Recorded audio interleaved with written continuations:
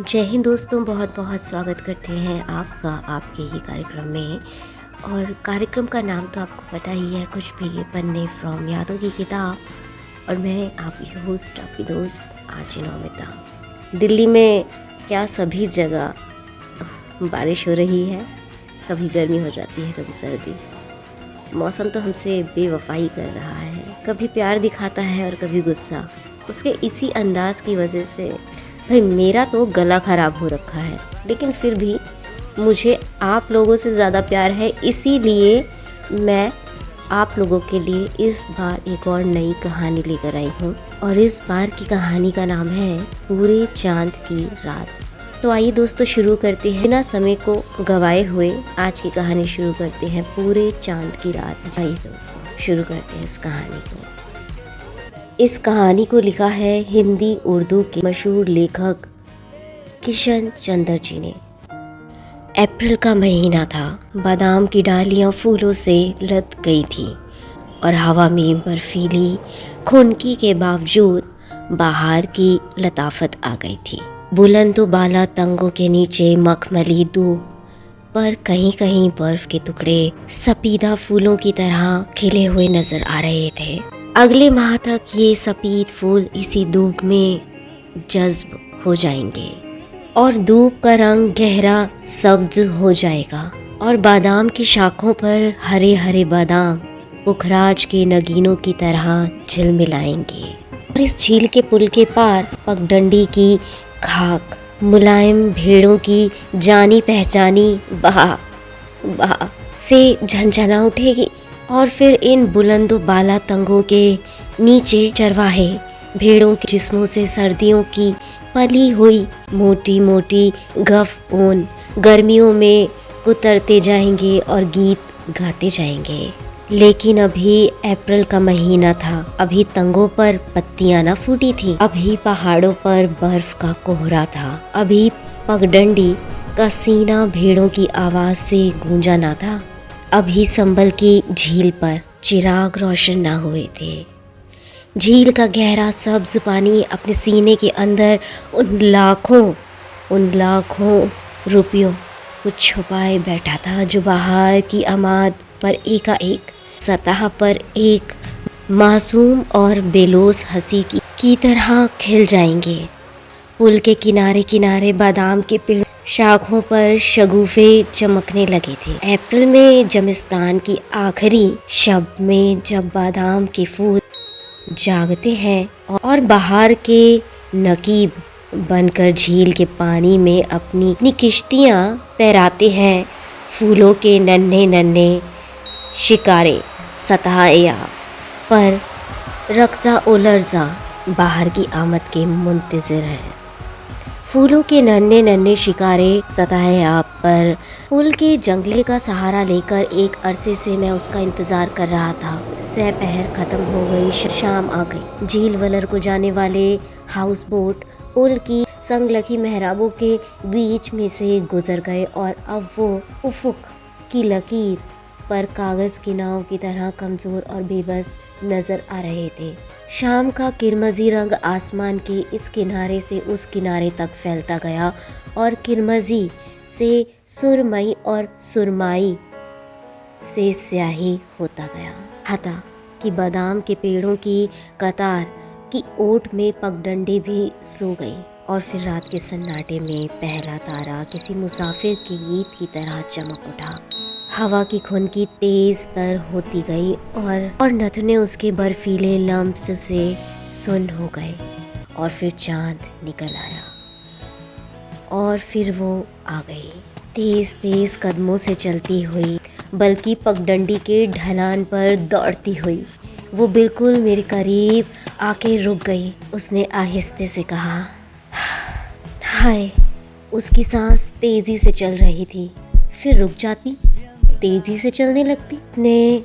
उसने मेरे शाने को अपनी उंगलियों से छुआ और फिर अपना सर वहाँ रख दिया और उसके गहरे सियाह बालों का परेशान घना जंगल दूर तक मेरी रूह के अंदर फैलता चला गया। और मैंने उससे कहा, मैं पहर से तुम्हारा इंतज़ार कर रहा हूँ। उसने हंसकर कहा, अब रात हो गई, बड़ी अच्छी रात है। उसने अपना कमज़ोर नन्हा सा हाथ मेरे दूसरे शाने पर रख दिया और जैसे बादाम के फूलों से भरी शाखा झुककर मेरे कंधे पर सो गई। देर तक खामोशी रही, देर तक मैं खामोश रहा, देर तक वो खामोश रही, देर तक मैं खामोश रहा। फिर वो आप ही आप हंसी, बोली, अब्बा मेरे पगडंडी के मोड़ तक मेरे साथ आए थे क्योंकि मैंने कहा मुझे डर लगता है, आज मुझे अपनी सहेली रज्जो के घर सोना है। सोना नहीं, जागना है, क्योंकि बादाम के पहले शगुफों की खुशी में हम सब सहेलियां रात भर जागेंगी और गीत गाएंगी। और मैं तो सह पहर से तैयारी कर रही थी इधर आने की, लेकिन धान साफ करना था और कपड़ों का ये जोड़ा जो कल धोया था आज सूखा ना था। उसे आग पर सुखाया और अम्मा जंगल से लकड़ियाँ चुनने गई थी। वो अभी आई ना थी और जब तक वो ना आती मैं मक्की के भुट्टे और खुशक खुबानियाँ और जरवालो तुम्हारे लिए कैसे ला सकती हूँ। देखो देखो ये सब कुछ लाई हूँ तुम्हारे लिए। हाय, तुम सचमुच खफा खड़े हो? मेरी तरफ देखो, मैं आ गई हूँ। आज पूरे चांद की रात है। आओ किनारे लगी हुई किश्ती खोलें और झील की सैर करें। उसने मेरी आंखों में देखा और मैंने उसकी मोहब्बत और हैरत में गुम पुतलियों को देखा जिसमें उस वक्त चांद चमक रहा था और ये चांद मुझसे कह रहा था, जाओ किश्ती खोल के झील के पानी पर सैर करो। आज बादाम के पीले शगुफों का मुरफत भरा त्योहार है। आज उसने तुम्हारे लिए अपनी सहेलियों, अपने अब्बा, अपनी नन्ही बहन और अपने बड़े भाई सबको फरेब में रखा है, क्योंकि आज पूरे चांद की रात है और बादाम के सफ़ेद खुश्क शगुफे बर्फ के गोले की तरह चारों तरफ फैले हुए हैं। उसकी गर्दन में तुमने मोतियों की ये सतलड़ी देखी? ये सुर्ख सतलड़ी उसके गले में डाल दी और उससे कहा, तो आज रात भर जागेगी। आज कश्मीर की बहार की पहली रात है। आज तेरे गले में कश्मीर के गीत यूं खिलेंगे जैसे चांदनी रात में ज़ाफ़रान के फूल खिलते हैं। ये सुर्ख सतलड़ी पहन ले। चांद ने ये सब कुछ उसकी हैरान पुतलियों से झांक कर देखा और फिर यकायक कहीं किसी पेड़ पर एक बुलबुल नगमा सरा उठे और किश्तियों में चिराग झिलमिलाने लगे और तंगों से बसे बस्तियों में गीतों की मध्यम सदा बुलंद हुई। गीत और बच्चों के कहकहे और मर्दों की भारी आवाज़ें और नन्हे बच्चों के रोने की मीठी सदाएं और छतों से ज़िंदगी का आहिस्ता आहिस्ता सुलगता हुआ धुआं और शाम के खाने की महक, मछली और भात और कड़म के साग का नरम नमकीन और लतीफ़ जायका और पूरे चांद की रात का बहार आफरीन चोबन। मेरा गुस्सा धुल गया। मैंने उसका हाथ अपने हाथ में ले लिया और उससे कहा, आओ चले झील पर। पुल गुजर गया, पगडंडी गुजर गई, बादाम के दरख्ते की कतार ख़त्म हो गई, लत्ता गुजर गया। अब हम झील के किनारे किनारे चल रहे थे। झाड़ियों में मेंढक बोल रहे थे, मेंढक और झींगुर और भीमड़े, उनकी बेहंगम सदाओं का शोर भी एक नगमा बन गया था, एक ख्वाबनाक सिम्फनी। और सोई हुई झील के बीच में चांद की किश्ती खड़ी थी, साकिन चुपचाप मोहब्बत के इंतज़ार में, सालों हज़ारों साल से इसी तरह खड़ी थी, मेरी और उसकी मोहब्बत की मुंतज़िर, तुम्हारी और तुम्हारे महबूब की मुस्कुराहट की मुंतज़िर, इंसान को चाहने की आरज़ू की मुंतज़िर। ये पूरे चांद की हसीन पाकीज़ा रात किसी कुंवारी के बेछुए जिस्म की तरह मोहब्बत के मुक़द्दस लिम्स की मुंतज़िर है। कश्ती खुमानी के एक पेड़ से बंधी थी जो बिल्कुल झील के किनारे उगा था। यहाँ पर ज़मीन बहुत नर्म थी और चांदनी पत्तों की ओट में छनती हुई आ रही थी और मेंढक हौले हौले गा रहे थे, और झील का पानी बार बार किनारे को चूमता जाता था और उसके चूमने की सदा बार बार हमारे कानों में आ रही थी। मैंने दोनों हाथ उसकी कमर में डाल दी और मैंने ज़ोर से उसका हाथ पकड़ लिया। झील का पानी बार बार किनारे को चूम रहा था। पहले मैंने उसकी आंखें चूमी और झील की सतह पर लाखों कंवल खिल गए और फिर मैंने उसकी आंखों में देखा। नर्म हवाओं के लतीफ़ झोंके यकायक बुलंद होके सहज गीत गाने लगे और मैंने फिर से उसकी आंखों में देखा। लाखों मंदिरों, मस्जिदों और कलीसियाओं में दुआओं का शोर बुलंद हुआ और ज़मीन के फूल और आसमान के तारे और हवाओं में उड़ने वाले बादल सब मिल के नाचने लगे। कंवल खिलते खिलते सिमटते गए कलियों की तरह और गीत बुलंद होके मध्यम होते गए और नाच धीमा पड़ता पड़ता रुक गया। अब वही मेंढक की आवाज़ थी, वही झील के नरम नरम बोसे और कोई छाती से लग सिसकियाँ ले रहा था। मैंने आहिस्ता से किश्ती खोली, वे किश्ती में बैठ गई। मैंने चप्पू अपने हाथ में ले लिया और किश्ती को खोलकर झील के मरकज़ में ले गया। यहाँ किश्ती रुक गई, ना इधर बहती ना उधर।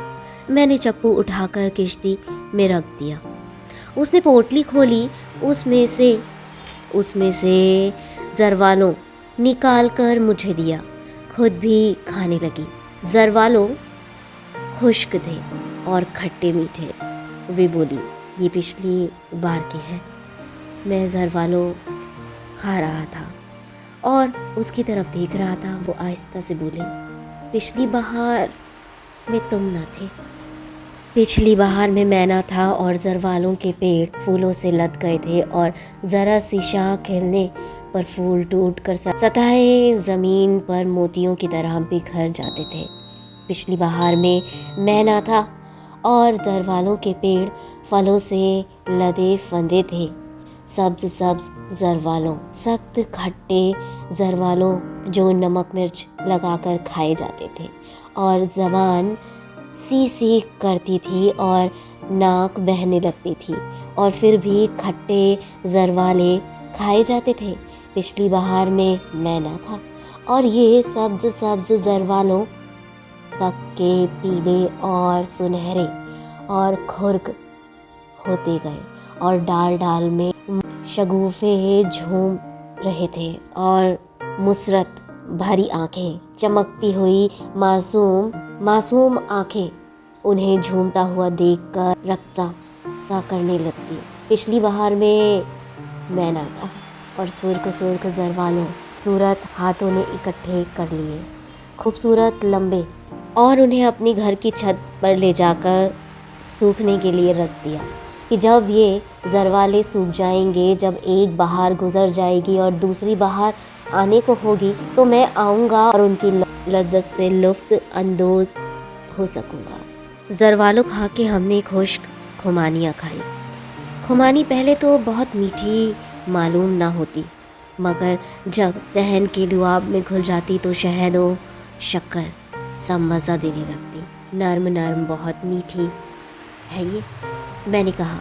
उसने एक गुठली को दांतों से तोड़ा और खुमानी का बीज निकाल के मुझे दिया। खाओ। बीज बादाम की तरह मीठा था। मैंने कहा, ऐसी खुबानियाँ मैंने कभी नहीं खाई। उसने कहा, ये हमारे आंगन का पेड़ है, हमारे यहाँ खुमानी का एक ही पेड़ है, मगर इतनी बड़ी और सुर्ख और मीठी खुबानियाँ होती हैं उसकी कि मैं क्या कहूँ। जब खुबानियाँ पक जाती हैं तो मेरी सारी सहेलियाँ इकट्ठी हो जाती हैं और खुबानियाँ खिलाने को कहती हैं। पिछली बहार में, और मैंने सोचा, पिछली बहार में मैं ना था, मगर खुबानी का पेड़ आंगन में इसी तरह खड़ा था। पिछली बहार में वो नाजुक नाजुक पत्तों से भर गया था, फिर उनमें कच्ची खुबानियों के सब्ज और नुकीले फल लग गए थे। अभी इन खुबानियों में गुठली न पैदा हुई थी और ये कच्चे खट्टे फल दोपहर के खाने के साथ चटनी का काम देते थे। पिछली बहार में मैं ना था और फिर इन खुबानियों में गुठलियाँ पैदा हो गई थी और खुबानियों का रंग हल्का सुनहरा होने लगा था और गुठलियों के अंदर नर्म नर्म बीज अपने जायके में सब्ज बादाम को भी मात करते थे। पिछली बहार में मैना था और ये सुर्ख सुर्ख खुबानियाँ जो अपनी रंगत में कश्मीरी दोशीजाओं की तरह सभी थी, ऐसी ही रसदार सब्ज सब्ज पत्तों के झूमरों से झांकती नजर आती थी। फिर अल्हड़ लड़कियां आंगन में नाचने लगती और छोटा भाई दख्त के ऊपर चढ़ गया और खुबानियाँ तोड़ तोड़ कर अपनी बहन की सहेलियों के लिए फेंकता गया। कितनी मीठी थी वो पिछली बहार की रस भरी खुबानियाँ जब मैं ना था। खुबानियाँ खा के उसने मकई का भुट्टा निकाला। ऐसी सौंधी सौंधी खुशबू थी, सुनहरा सेका हुआ भुट्टा और करकरे दाने साफ साफ। ऐसी सौंधी सौंधी खुशबू थी, सुनहरा सेका हुआ भुट्टा और करकरे दाने साफ शफाफ मोतियों की सी जिला लिए हुए और जायके में बेहद शीरी। वो बोली, ये मिस्री मकई के भुट्टे हैं। बेहद मीठे, मैंने भुट्टे खाते हुए कहा। वो बोली, पिछली फसल में रखे थे घड़ों में छिपा के, अम्मा की आंख से ओझल। मैंने भुट्टा एक जगह से खाया, दानों की चंद कतारें रहने दी। फिर उसने उसी जगह से खाया और दानों की चंद कतारें मेरे लिए रहने दी, जिन्हें मैं खाने लगा। और इस तरह हम दोनों एक ही भुट्टे से खाते गए। और मैंने सोचा, ये मिस्री मकई के भुट्टे कितने मीठे हैं।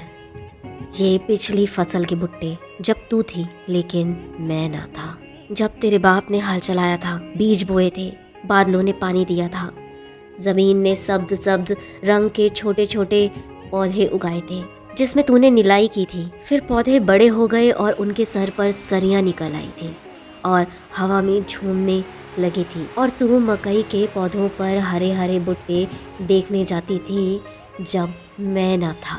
लेकिन भुट्टों के अंदर दाने पैदा हो रहे थे जिनकी नाजुक जिल्द के ऊपर अगर ज़रा सी भी नाखून लग जाए तो वो खराब हो सकते थे। ऐसे नर्म नाजुक भुट्टे इस धरती ने उगाए थे और मैं ना था।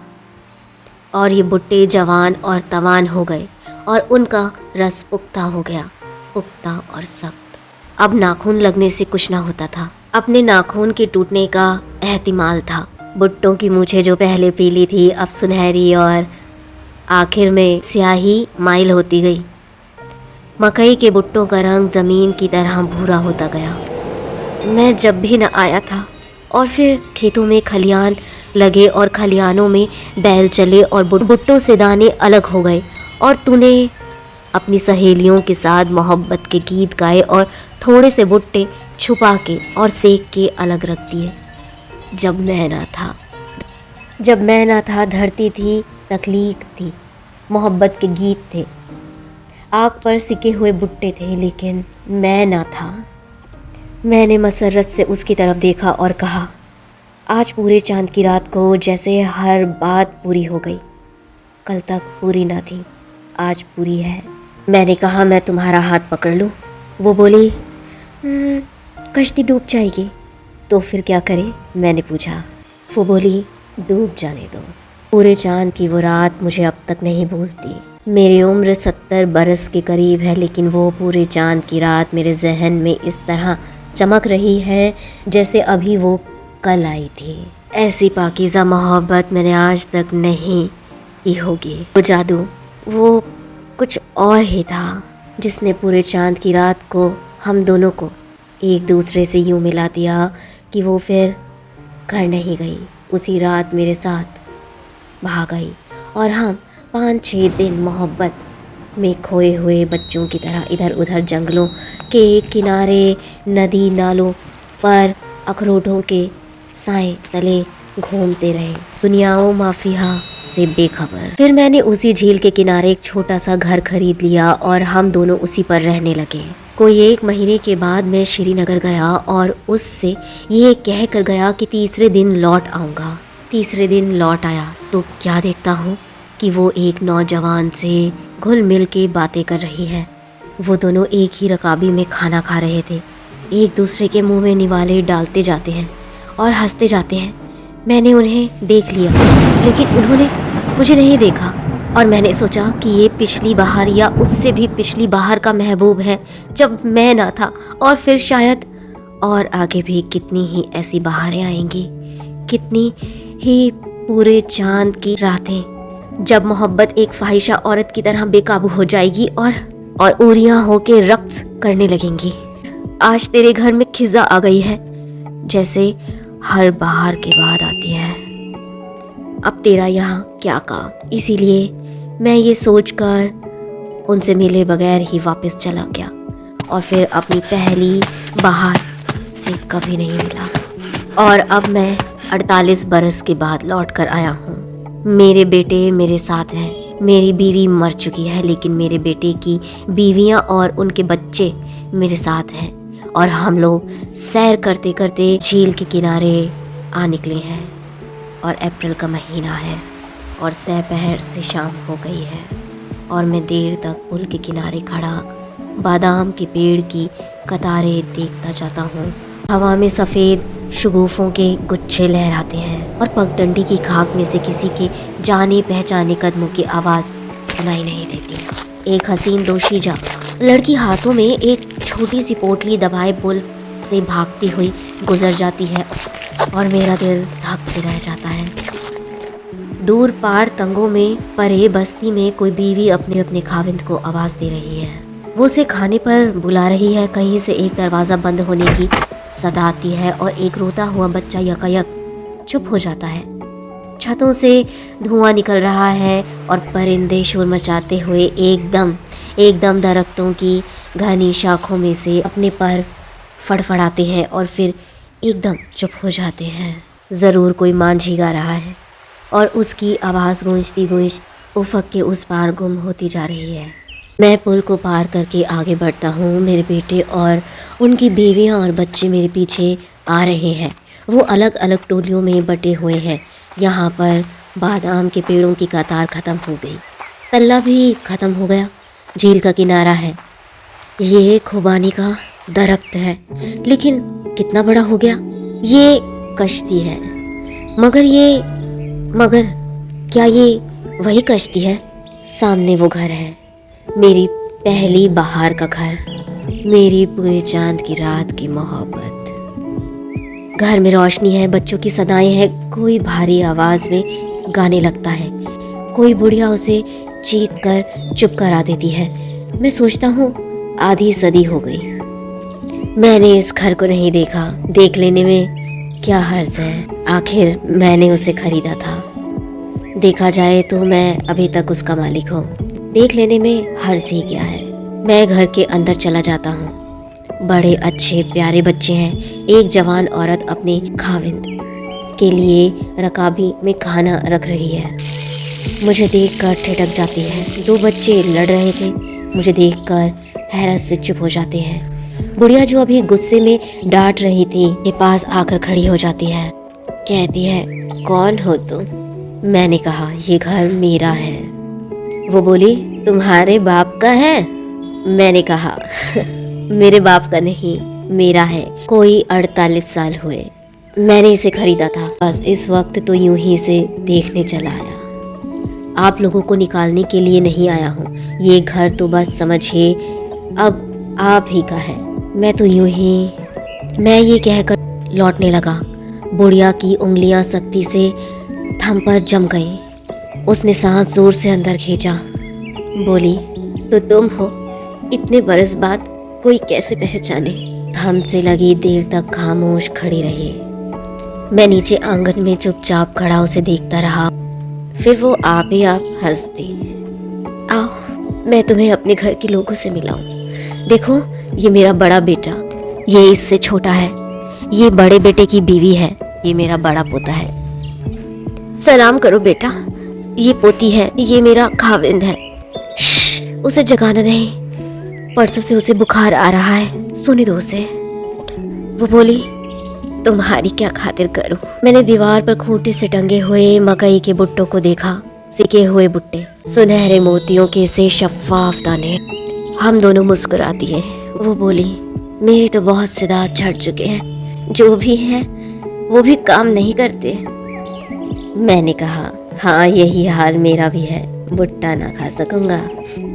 मुझे घर के अंदर घुसता देखकर मेरे घर के अफराद भी अंदर चले आए थे। अब खूब गहमा गहमी थी। बच्चे एक दूसरे से बहुत जल्द मिलजुल गए थे।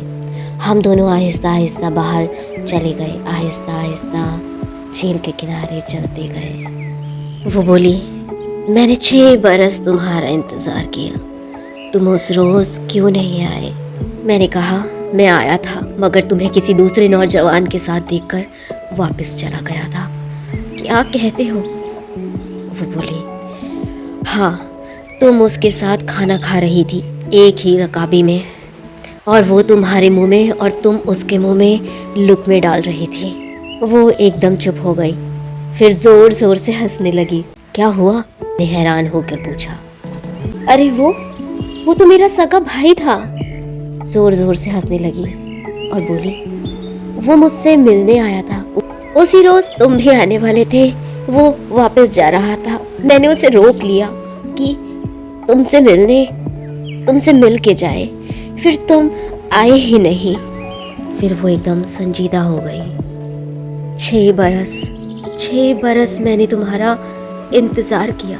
तुम्हारे जाने के बाद हमारा बेटा हुआ, तुम्हारा बेटा, मगर 1 साल बाद वो भी मर गया। 4 साल और मैंने तुम्हारी राह देखी, मगर तुम नहीं आए। फिर मैंने शादी कर ली। 2 बच्चे बाहर निकल आए। खेलते खेलते एक बच्चा दूसरी बच्ची को मकई का भुट्टा खिला रहा था। उसने कहा, वो मेरा पोता है। मैंने कहा, वो मेरी पोती है। वो दोनों भागते भागते झील के किनारे दूर तक चले गए। हम देर तक उन्हें देखते रहे। वो मेरे करीब आ गई, बोली, आज तुम आए हो तो मुझे अच्छा लग रहा है। मैंने अब अपनी ज़िंदगी बना ली है, इसकी सारी खुशियाँ और गम देखे हैं, मेरा हरा भरा घर, और आज तुम भी आए हो। मुझे ज़रा भी बुरा नहीं लग रहा है। मैंने कहा, यही हाल मेरा है।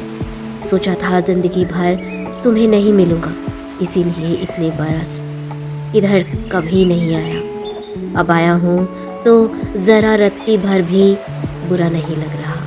हम दोनों चुप हो गए। बच्चे खेलते खेलते हमारे पास आ गए। उसने मेरी पोती को उठा लिया, मैंने उसके पोते को। उसने मेरी पोती को चूमा, मैंने उसके पोते को, और हम दोनों खुशी से एक दूसरे को देखने लगे। इसकी पुतलियों में चांद चमक रहा था, और वो चांद हैरत से कह रहा था, इंसान मर जाते हैं लेकिन ज़िंदगी नहीं मरती। बहार ख़त्म हो जाती है लेकिन फिर दूसरी बहार आ जाती है। छोटी छोटी मोहब्बतें भी ख़त्म हो जाती हैं, लेकिन ज़िंदगी की बड़ी और अजीम सच्ची मोहब्बत हमेशा कायम रहती है। तुम दोनों पिछली बहार में ना थे, ये बहार तुमने देखी, अगली बहार में तुम ना होगे, लेकिन ज़िंदगी फिर भी होगी, और जवानी भी होगी, और खूबसूरती और मासूमियत भी। बच्चे हमारी गोद से उतर पड़े क्योंकि वो अलग से खेलना चाहते थे। वो भागते हुए खुबानी के दरख्त के करीब चले गए जहाँ कश्ती बंधी थी। मैंने पूछा, क्या ये वही दरख्त है? उसने मुस्कुरा कर कहा, नहीं, ये दूसरा दरख्त है। धन्यवाद कृष्ण चंद्र, पूरे चांद की रात।